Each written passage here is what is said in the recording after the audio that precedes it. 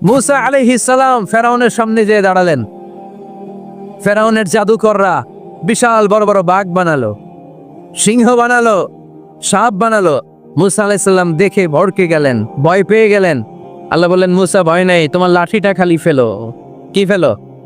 মুসা আলাইহিস সালামকে একটা লাঠি দিছে কে? লাঠি ফেলার সাথে সাথে মুহূর্তের মধ্যে হাইয়াতান তাসআ, বিশাল এক অজগর সাপ। এই বিশাল অজগর সাপ ফেরাউনের জাদুকরদের বানানো সব ভাগ, ভাল্লুক, সিংহ আর সাপগুলো রেখে বিশাল ফানা ধরে আছে। আর সাপ বলতে শুরু করেছে, আর কি আছে নিয়ে আয়। সুবহানাল্লাহ কইতে পারলেন না? এই দৃশ্য দেখার সাথে সাথে ফেরাউনের রাজপ্রাসাদের সামনে যতগুলো জাদুকর ছিল, কোরআন বলে ফাউলকিয়াস সাহারাতু সাজিদিন। এই দৃশ্য দেখা মাত্রই ফেরাউনের নিয়ে আসা বড় বড় জাদুকরগুলো মুসা আলাইহিস সালামের সামনে দাঁড়িয়ে আল্লাহর জন্য সেজদায় লুটিয়ে পড়েছে।